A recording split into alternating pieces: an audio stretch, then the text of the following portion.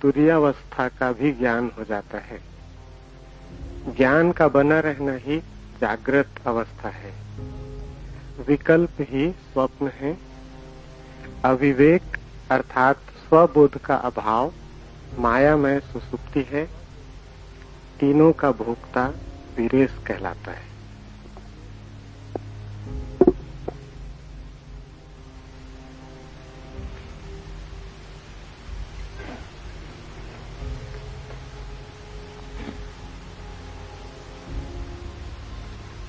जागृत, स्वप्न और सुसुप्ति, इन तीनों अवस्थाओं को पृथक रूप से जानने से तुरीयावस्था का भी ज्ञान हो जाता है। तुरीया है चौथी अवस्था। तुरीयावस्था का अर्थ है परम ज्ञान। तुरीयावस्था का अर्थ है कि किसी प्रकार का अंधकार भीतर न रह जाए, सभी ज्योतिर्मय हो उठे, जरा सा कोना भी अंतस का अंधकारपूर्ण न हो, कुछ भी न बचे भीतर जिसके प्रति हम जागृत नहीं हो गए। बाहर और भीतर सब ओर जागृति का प्रकाश फैल जाए। अभी जहां हम हैं वहां या तो हम जागृत होते या हम स्वप्न में होते या हम सुसुप्ति में होते। चौथे का हमें कुछ भी पता नहीं। जब हम जागृत होते हैं तो बाहर का जगत तो दिखाई पड़ता है, हम खुद अंधेरे में होते। वस्तुएं तो दिखाई पड़ती हैं लेकिन स्वयं का कोई बोध नहीं होता। संसार तो दिखाई पड़ता है लेकिन आत्मा की कोई प्रतीति नहीं होती।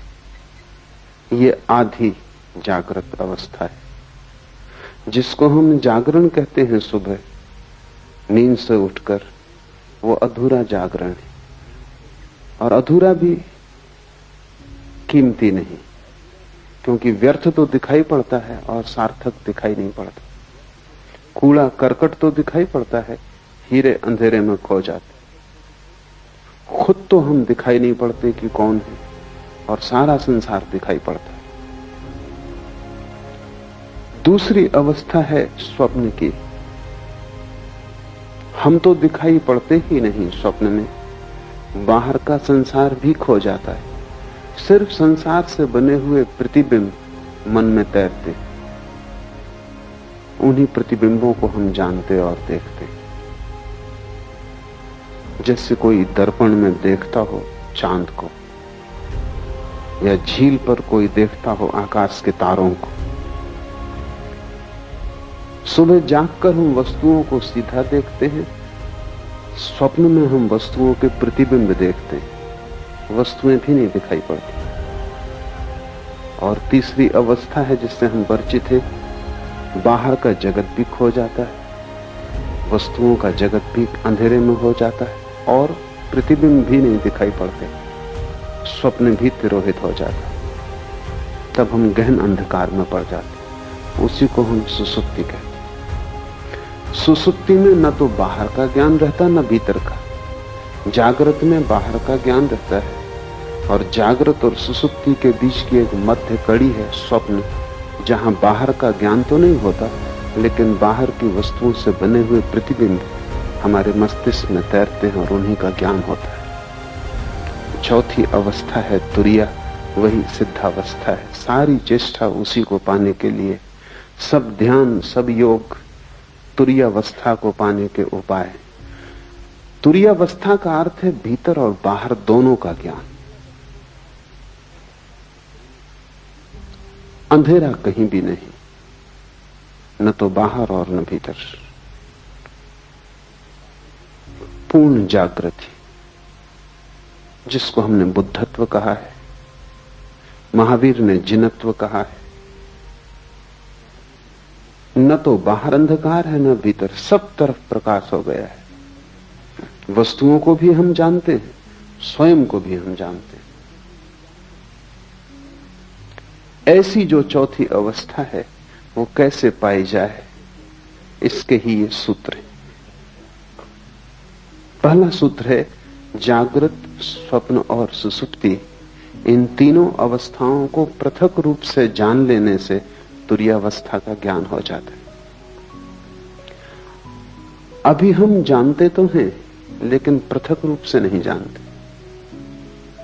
जब हम स्वप्न में होते हैं तब हमें पता नहीं चलता कि मैं स्वप्न देख रहा हूं, तब तो हम स्वप्न के साथ एक हो जाते। सुबह जाग के पता चलता है कि रात सपना देखा, लेकिन अब तो वो अवस्था खो चुकी। जब अवस्था होती है तब हम पृथक रूप से नहीं जान पाते, तादात्म्य हो जाता है। स्वप्न में लगता है कि हम स्वप्न हो गए, सुबह जाग के लगता है कि अब हम स्वप्न नहीं है, लेकिन अब हमारा तादात्म्य जागृत से हो जाता है। हम कहते हैं अब मैं जाग गया, लेकिन तुमने कभी सोचा कि रात तुम फिर सो जाओगे और ये तादात्म्य भी भूल जाएगा, फिर सपना आएगा और तुम सपने के साथ एक हो जाओगे। जो भी तुम्हारी आंख पर आ जाता है तुम उसी के साथ एक हो जाते हो, जबकि तुम सभी से पृथक हो। ये ऐसा ही है जैसे वर्षा आए और तुम समझने लगो कि मैं वर्षा हो गया, फिर गर्मी आए और तुम समझो कि मैं गर्मी हो गया, और फिर शीत आए और तुम समझो कि मैं शीत हो गया। लेकिन ये तीनों मौसम तुम्हारे आसपास है, तुम इन तीनों से अलग हो। बचपन था तो तुमने समझा कि मैं बच्चा हूं, जवान हुए तो तुमने समझ लिया कि मैं जवान हूं, बूढ़े हुए तो तुम समझ लोगे कि मैं बूढ़ा हूं, लेकिन तुम तीनों के पार हो। अगर तुम पार न होते तो बच्चा जवान होता कैसे? तुम्हारे भीतर कुछ है जो बचपन को छोड़ सका और जवान हो सका। वो कुछ बचपन और जवानी दोनों से अलग है। स्वप्न में तुम खो जाते हो, जागकर फिर तुम्हें लगता है सपना झूठ था। तुम्हारे भीतर कोई चेतना का तत्व है जो यात्रा करता है। स्वप्न, सुषुप्ति, जागृत तुम्हारे यात्रा के पड़ाव, तुम नहीं हो। और जैसे ही तुम इस बात को समझ पाओगे कि तुम पृथक हो, अलग हो, वैसे ही चौथे का जन्म शुरू हो जाए। वो पृथकता ही चौथा है। महावीर ने इसके लिए बहुत कीमती शब्द प्रयोग किया। महावीर कहते हैं भेद विज्ञान। वे कहते हैं सारा विज्ञान अध्यात्म का भेद को साफ साफ कर लेने में वही इस शिव सूत्र का अर्थ है कि तुम्हें तीनों अवस्थाएं अलग अलग हैं, इसका पता चल जाए। जैसे ही तीनों अवस्थाओं को तुम अलग अलग जान लोगे, तुम ये भी जान लोगे कि मैं तीनों से अलग हूं। तुम्हें भेद की कला आ गई। अभी हमारी मनोदशा ऐसी है कि जो भी हमारे सामने होता है हम उसी के साथ एक हो जाते हैं। किसी ने तुम्हें गाली दी, क्रोध उठा, उस क्षण में तुम क्रोध के साथ एक हो जाते हो। तुम भूल ही जाते हो कि क्षण भर पहले क्रोध नहीं था, तब भी तुम थे। क्षण भर बाद क्रोध फिर चला जाएगा, तब भी तुम रहोगे। तो क्रोध बीच में आया हुआ धुआं है। उसने तुम्हें कितना ही घेर लिया हो, लेकिन वो तुम्हारा स्वभाव नहीं। चिंता आती है तो चिंता का बादल घिर जाता है, सूरज छिप जाता है, तुम भूल ही जाते हो कि मैं पृथक हूं। सुख आता है तो तुम नाचने लगते हो, दुख आता है तो तुम रोने लगते हो। जो भी घटता है तुम उसी के साथ एक हो जाते हो। तुम्हें अपनी पृथकता का कोई बोध नहीं। इसे धीरे धीरे अलग करना सीखना होगा। हर स्थिति में अलग करना सीखना होगा। भोजन करते वक्त जानना कि जो भोजन कर रहा है वो शरीर है। भूख लगे तो जानना कि जिससे भूख लगी है वो शरीर है। मैं सिर्फ जानने वाला हूं। चेतना को कोई भूख लग भी नहीं सकती। गर्मी लगे और पसीना बहे तो जानना कि वो शरीर पर घट रहा है। इसका यह अर्थ नहीं कि तुम गर्मी में बैठे रहना और पसीना बहने देना, हटना, सुविधा बनाना, लेकिन शरीर के लिए ही सुविधा बनाई जा रही। तुम सिर्फ जानने वाले हो। धीरे धीरे प्रत्येक घटना जो तुम्हें घेरती है तुम उससे अपने को अलग करते जाना। कठिन है पृथक करना, क्योंकि बहुत बारीक फासला है, सीमा रेखा साफ नहीं है। क्योंकि अनंत जन्मों में तुमने तादात्म्य करना ही सीखा है, तोड़ना नहीं सीखा है। तुमने हमेशा अपने को जोड़ना सीखा है स्थितियों के साथ, तुम तोड़ने की बात ही भूल गए। इसका नाम ही बेहोशी, ये जो तुमने जोड़ना सीख लिया है। एक सुबह मुल्ला नसरुद्दीन अस्पताल में अपने मित्र के पास बैठा। मित्र ने आंख खोली और उसने कहा कि नसरुद्दीन क्या हुआ? मुझे कुछ याद भी नहीं आता। नसरुद्दीन ने कहा कि रात तुम जरा ज्यादा पी गए और फिर तुम खिड़की पे चढ़ गए और तुमने कहा कि मैं उड़ सकता हूं, और तुम उड़ गए। 3 मंजिल मकान पर थे। घटना जाहिर है, सब हड्डियां पसलियां टूट गई। मित्र ने उठने की कोशिश की और कहा कि नसरुद्दीन, और तुम वहां थे और तुमने ये होने दिया, और तुम किस तरह के मित्र हो? नसरुद्दीन ने कहा ये बात मत उठाओ। उस समय तो मुझे भी लग रहा था कि तुम ये कर सकते हो। यही नहीं, अगर मेरे पजामे का नाड़ा थोड़ा ढीला ना होता तो मैं तुम्हारे साथ आ रहा था। वो तो कहां उड़ने में पजामा संभालूंगा, इसलिए मैं रुक गया और बच गया। तुम ही थोड़ी पी गए थे, मैं भी पी गया था। बेहोशी का अर्थ है जो भी चित्त में दशा आ जाए उसी के साथ एक हो जाना। शराबी को एक ख्याल आ गया कि उड़ सकता हूं, तो अब वो भेद नहीं कर सकता। सोचने के लिए जगह नहीं, विवेक के लिए सुविधा नहीं, इसी के साथ एक हो गया। तुम्हारा जीवन इसी शराबी जैसा है। माना कि तुम खिड़कियों से नहीं उड़ते, और माना कि तुम अस्पताल में नहीं पाए जाते और हड्डियां नहीं तोड़ देते, लेकिन बहुत गौर से देखोगे तो तुम अस्पताल में ही हो, तुम्हारी सब हड्डियां टूट गई, क्योंकि तुम्हारा पूरा जीवन एक रोग है, और उस रोग में सिवाय दुख और पीड़ा के कुछ हाथ आता नहीं। सब जगह तुम गिरे हो, सब जगह तुमने अपने को तोड़ा है, और सारे तोड़ने के पीछे एक ही मूर्छा का सूत्र है कि जो भी घटता है तुम उससे फासला नहीं कर पाते। थोड़े दूर हटो, एक एक कदम लंबी यात्रा है, क्योंकि हजारों लाखों जन्मों में जिसको बनाया है उसको मिटाना भी आसान नहीं होगा, पर टूटना हो जाता है, क्योंकि वही सत्य है। तुमने जो भी बना लिया है वो असत्य है। इसलिए हिंदू इसे माया कहते हैं। माया का अर्थ है कि तुम जिस संसार में रहते हो वो झूठ है। इसका यह अर्थ नहीं कि बाहर जो वृक्ष है वो झूठ है और पर्वत जो है वो झूठ है और आकाश में चांद तारे हैं वो झूठ है, नहीं। इसका केवल इतना ही अर्थ है कि तुम्हारा जो तादात्म्य है वो झूठ है, और उसी तादात्म्य से तुम जीते हो, वही तुम्हारा संसार है। कैसे तादात्म्य टूटे?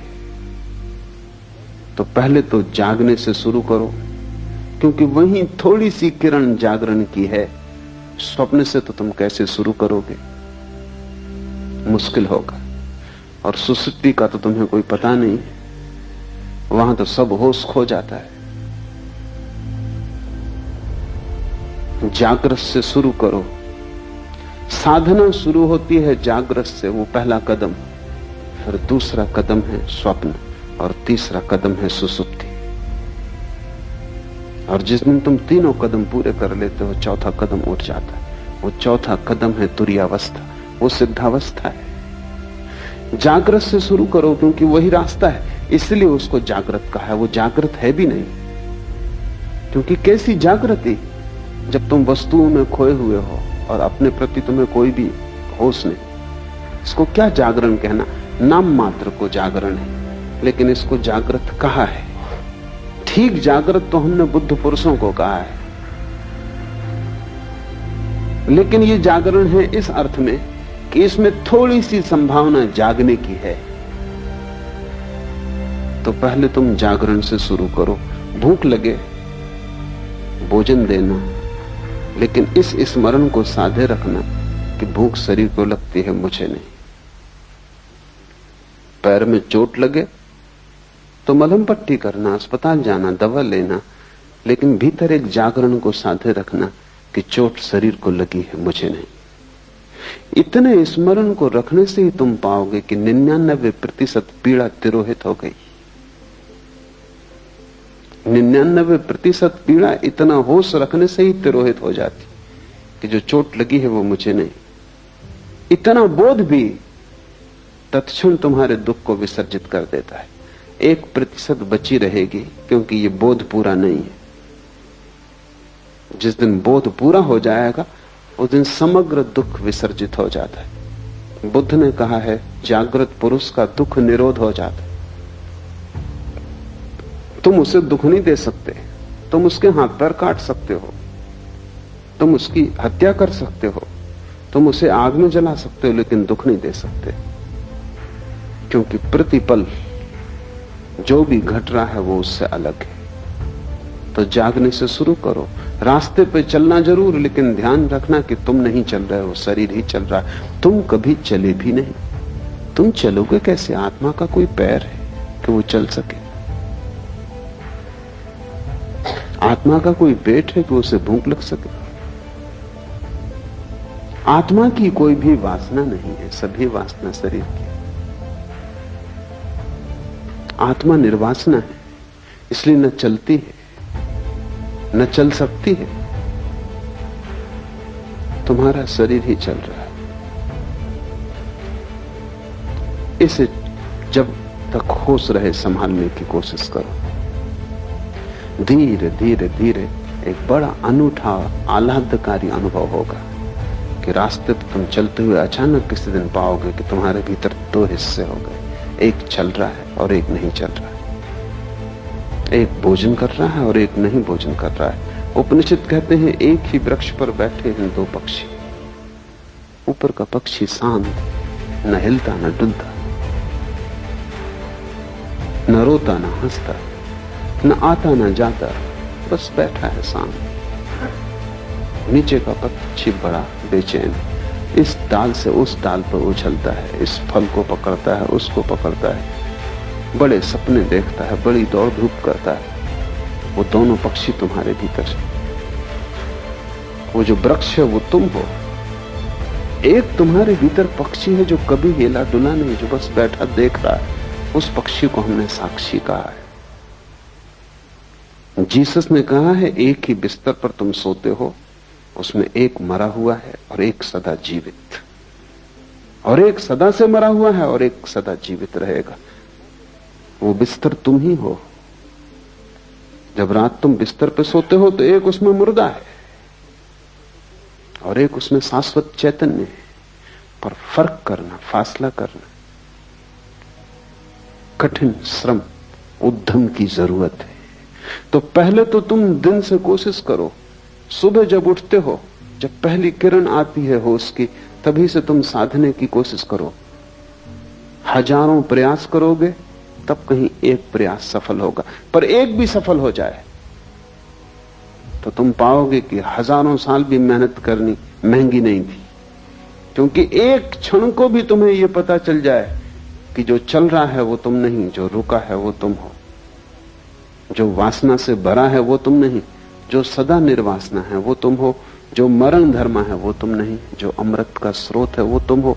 एक क्षण को भी इसका पता चल जाए तो एक क्षण को भी तुम महावीर या बुद्ध हो जाओ या शिवत्व को उपलब्ध हो जाओ तो तुमने महासंपदा का द्वार खोल लिया। फिर यात्रा सरल है। स्वाद के बाद यात्रा बड़ी सरल है। स्वाद के पहले ही सारी कठिनाई है। दिन से शुरू करो, और अगर तुमने दिन से शुरू किया तो तुम धीरे धीरे सफल हो जाओगे, स्वप्न में भी। गुरुजीएफ इस सदी का एक बहुत बड़ा गुरु, महागुरु, वो अपने साधकों को पहले तो दिन में होश रखना सिखाता था। फिर स्वप्न में होश रखना सिखाता था। तो उसकी प्रक्रिया थी कि जब तुम सोने लगो तब एक ही बात स्मरण रखो कि ये स्वप्न है। अभी स्वप्न शुरू नहीं हुआ, तुम अभी जागे हो। तभी से तुम ये सूत्र अपने भीतर दोहराने लगो कि जो मैं देख रहा हूं ये स्वप्न है। कमरे को चारों तरफ देखो और ये भाव मन में गहरा करो कि जो मैं देख रहा हूं ये स्वप्न है। बिस्तर को छुओ और ये भाव गहरा करो कि जो मैं छू रहा हूं ये स्वप्न है। अपने हाथ को ही अपने हाथ से स्पर्श करो और अनुभव करो कि जो मैं छू रहा हूं ये स्वप्न है। ऐसे भाव को करते करते तुम सो जाओ। ये भाव की सतत धारा तुम्हारे भीतर बनी रहेगी। कुछ ही दिनों में तुम पाओगे कि बीच स्वप्न में तुम्हें अचानक याद आ जाता है कि ये स्वप्न है, और जैसे ही याद आता है स्वप्न उसी क्षण टूट जाता है। क्योंकि स्वप्न के चलने के लिए मूर्छा जरूरी है। वो बिना मूर्छा के स्वप्न नहीं चल सकता। बीच स्वप्न में तुम्हें याद आ जाएगा ये स्वप्न है और स्वप्न टूट जाएगा, और तुम इतने आनंद से भर जाओगे, उस आनंद को तुमने कभी जाना भी नहीं। नींद टूट जाएगी, स्वप्न बिखर जाएगा और एक गहरा प्रकाश तुम्हें घेर लेगा। ज्ञानी पुरुष के स्वप्न तिरोहित हो जाते, क्योंकि नींद में भी वो स्मरण रख पाता है कि ये स्वप्न है। भारत ने इसके बड़े अनूठे प्रयोग किए। शंकर वेदांत में सारे जगत को माया की जो धारणा है वो इसी का एक प्रयोग है। सन्यासी को 24 घंटे स्मरण रखना है कि जो भी हो रहा है सब स्वप्न है। जागते भी, रास्ते से गुजरते, बाजार में बैठे हुए भी स्मरण रखना है कि जो भी है सब स्वप्न है। ये क्यों? ये एक प्रयोग है, एक प्रक्रिया है, एक विधि है। अगर तुमने 8 घंटे जागते में स्मरण रखा कि जो भी हो रहा है ये स्वप्न है, तो ये स्मरण इतना गहरा हो जाएगा कि जब रात स्वप्न भी चलेगा तब तुम वहां भी याद रख सकोगे। वहां भी तुम याद रख सकोगे कि ये स्वप्न। अभी तुम याद नहीं रख पाते।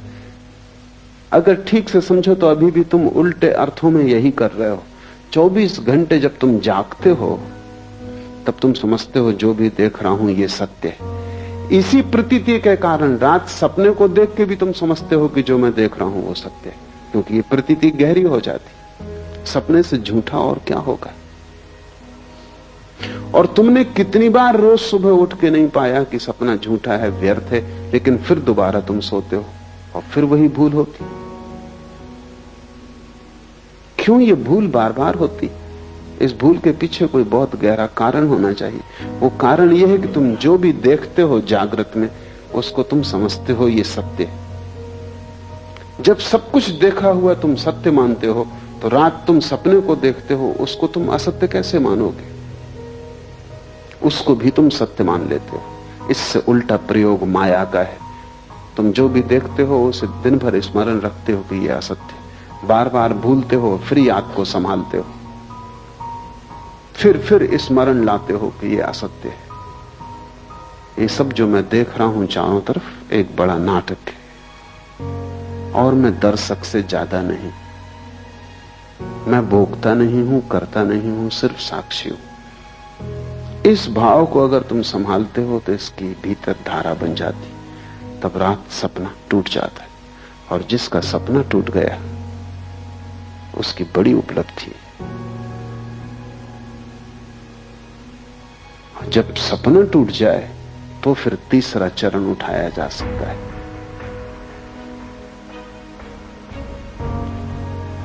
जब सपना टूट जाए तो फिर सुसुप्ति में होश रखने का चरण उठाया जा सकता है।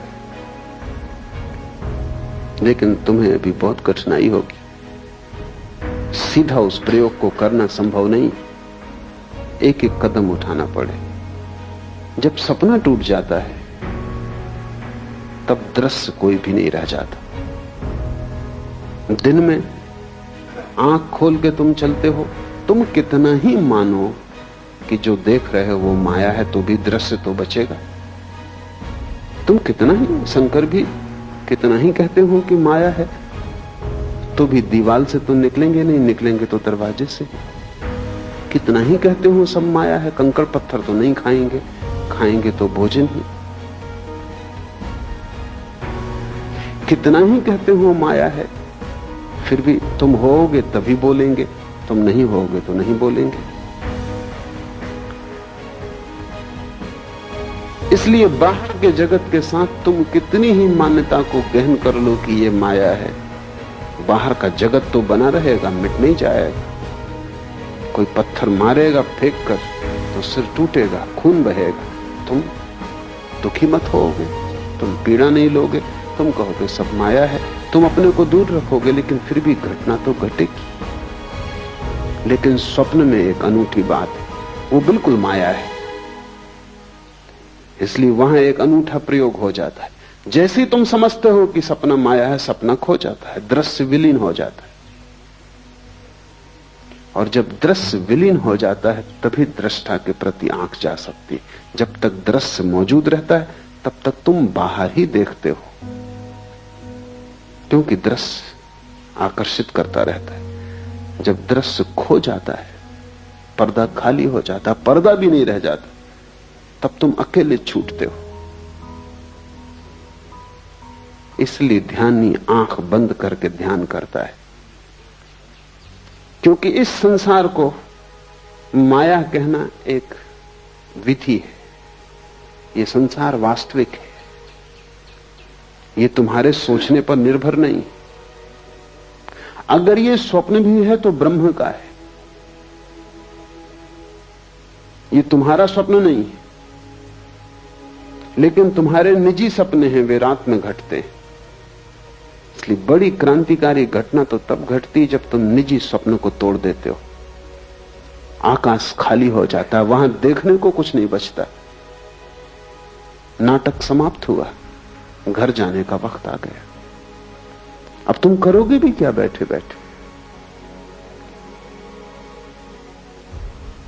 इस घड़ी में अचानक आंख मुड़ती है, क्योंकि बाहर कुछ भी खोजने को नहीं रह जाता, देखने को नहीं रह जाता, सोचने को नहीं रह जाता, कोई दृश्य नहीं बचता।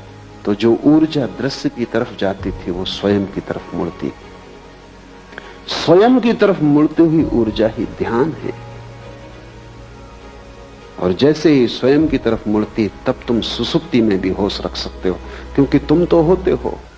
संसार नहीं होता सुसुप्ति में, स्वप्न नहीं होता सुसुप्ति में, क्योंकि तुम दोनों को देखने में अटके थे, इसलिए सुसुप्ति में बेहोशी रहती थी। अब तुम्हारी अटक टूट गई, अब दृश्य से तुम्हारा कोई संबंध न रहा। अब दृश्य के बिना भी तुम हो सकते हो। अब दिया जलता है, उसकी दिए को कोई फिक्र नहीं कि दिए के प्रकाश में कोई गुजरता है या नहीं गुजरता। अब तुम्हारा जीवन भीतर की तरफ मुड़ेगा, तब तुम सुसुप्ति में जाग जाओगे। स्वप्न के टूटने पर जो प्रयोग करने का है वो ये है कि जैसे ही स्वप्न टूट जाए, आंख मत खोलना, क्योंकि आंख खोली तो जगत बाहर मौजूद है, फिर दृश्य मिल जाएगा। जब स्वप्न टूट जाए तो आंख मत खोलना, गौर से देखे चले जाना शून्य को। स्वप्न खो गया, जहां स्वप्न था अब वहां स्वप्न नहीं। तुम गौर से उस शून्य को देखे चले जाना। उस शून्य को देखने में ही तुम पाओगे कि तुम्हारी चेतना भीतर की तरफ मुड़ने लगी, अंतर्मुखी हो गई। तब तुम सुसुप्ति में भी जागे रहोगे। यही कृष्ण ने गीता में कहा है कि जब सब सो जाते हैं तब भी योगी जागता है। जो सबके लिए निद्रा है वो योगी के लिए निद्रा नहीं, वो सुसुप्ति में भी जागा हुआ है। और जब तुम तीनों को पृथक पृथक देख लेते हो तब तुम चौथे हो गए, अपने आप चौथे हो गए। तुरी का अर्थ है चौथा, द फोर्थ। उस शब्द का और कोई अर्थ नहीं, उसे कोई शब्द का अर्थ देने की जरूरत भी नहीं है, बस चौथा कहना काफी है। क्योंकि सभी अर्थ उसको बांध लेंगे, सभी शब्दों से बांध लेंगे, सिर्फ इशारा काफी है, क्योंकि वो अनंत है और असीम है। जैसे ही तुम तीन के बाहर हुए तुम परमात्मा हो। इन तीन में तुम प्रविष्ट हो गए हो, इसीलिए संकीर्ण हो गए हो। ये ऐसा ही है जैसे कि तुम खुले आकाश से एक टनल में, एक बोगदे में प्रवेश कर जाओ और बोगदा छोटा होता जाए। इंद्रियों तक आते आते तुम बिल्कुल संकीर्ण हो गए हो। पीछे लौटना है। जैसे जैसे तुम पीछे लौटते हो तुम्हारा आकाश बड़ा होता जाता है। जिस क्षण तुम तीनों के पार अपने को देख लेते हो उस दिन तुम महाकाश हो, उस दिन तुम परमात्मा हो। ऐसे ही जैसे कि कोई आदमी दूरबीन से देखता है आकाश को, दूरबीन का छोटा सा छेद वो अपनी सारी आंखों को उसी पर लगा देता है, फिर दूरबीन से आंखें हटाता है, तब उसे पता चलता है कि मैं दूरबीन नहीं हूं। तुम भी आंख नहीं हो, लेकिन आंख पर तुम कई जन्मों से टिके हो। तुम कान नहीं हो, लेकिन कान से तुम कई जन्मों से सुन रहे हो। तुम हाथ नहीं हो, लेकिन हाथ से तुम कई जन्मों से छू रहे हो। बस तुम दूरबीन से बंध गए हो। तुम्हारी हालत वैसी हो गई जैसे किसी वैज्ञानिक को दूरबीन बंध गई हो। अब वो दूरबीन को आंख से बांधे हुए घूम रहा है। तुम उसको कितना ही कहो कि दूरबीन उतार के रखो, ये तुम नहीं हो, पर वो दूरबीन से ही देख सकता है और भूल ही गया है। ये विस्मृति है। इस विस्मृति को तोड़ने की प्रक्रिया है। जागृत से शुरू करो, सुसुप्ति पर पूर्ण होने दो। जागृत, स्वप्न और सुसुप्ति, इन तीनों अवस्थाओं को पृथक रूप से जानने से तुरीय अवस्था का भी ज्ञान हो जाता है। इसे शुरू करो और धीरे धीरे बढ़ते जाओ। जिस दिन तुम्हें गहरी नींद में होश रह जाए उस दिन जान लेना तुम में, बुद्ध में, महावीर में, शिव में अब कोई अंतर न रहा। लेकिन तुम उल्टा ही काम कर रहे हो। तुम जागरण में भी ठीक जागे हुए नहीं हो तो तुम सुसुप्ति में कैसे जागोगे? तुम यहां भी सोए हुए हो। तुम्हारा जागरण नाम मात्र को है। तुम्हें भ्रम पैदा होता है कि तुम जागे हो क्योंकि तुम काम चलाओ, काम निपटा लेते हो। साइकिल चला लेते हो, तुम सोचते हो तुम जागे हुए हो। कार चला लेते हो, तुम सोचते हो तुम जागे हुए हो। लेकिन तुमने कभी ख्याल किया कि ये सब ऑटोमेटिक हो गया है, यंत्रवत हो गया है। साइकिल चलाने वाला सोचता भी नहीं कि अब बाएं मुड़ना है, अब दाएं मुड़ना है। वो अपने मन में लगा रहता है। साइकिल बाएं मुड़ती, दाएं मुड़ती, वो अपने घर पहुंच जाता है। सोचना या होशपूर्वक चलने की कोई जरूरत नहीं। सब यंत्रवत हो गया है, आदत हो गई।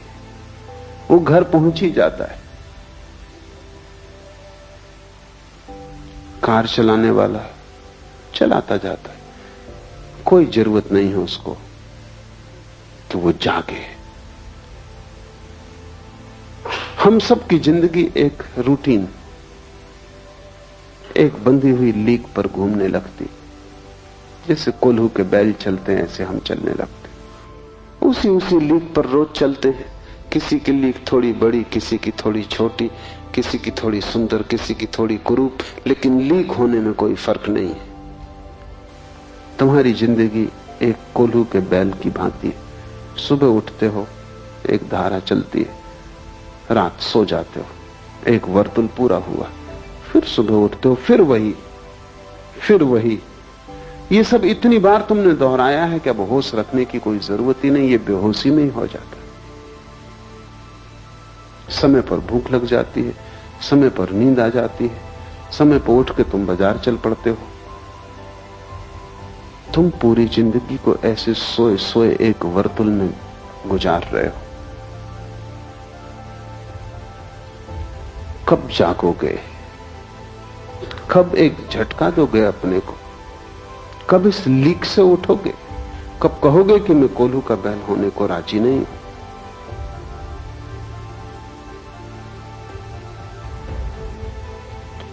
जिस दिन तुम्हें झटका देने के ख्याल आ जाएगा उसी दिन से परमात्मा की यात्रा शुरू हो जाती। मंदिर जाने से तुम धार्मिक नहीं होते, क्योंकि वो भी तुम्हारी कोल्हू की लीक का हिस्सा है। तुम वहां भी चले जाते। क्योंकि तुम सदा जाते रहे हो, क्योंकि तुम्हारे माँ बाप जाते रहे, उनके माँ बाप जाते रहे इसी मंदिर में, इसी शास्त्र को तुम पढ़ते रहे हो, तो तुम पढ़ते चले जाते हो। लेकिन ये कोल्हू की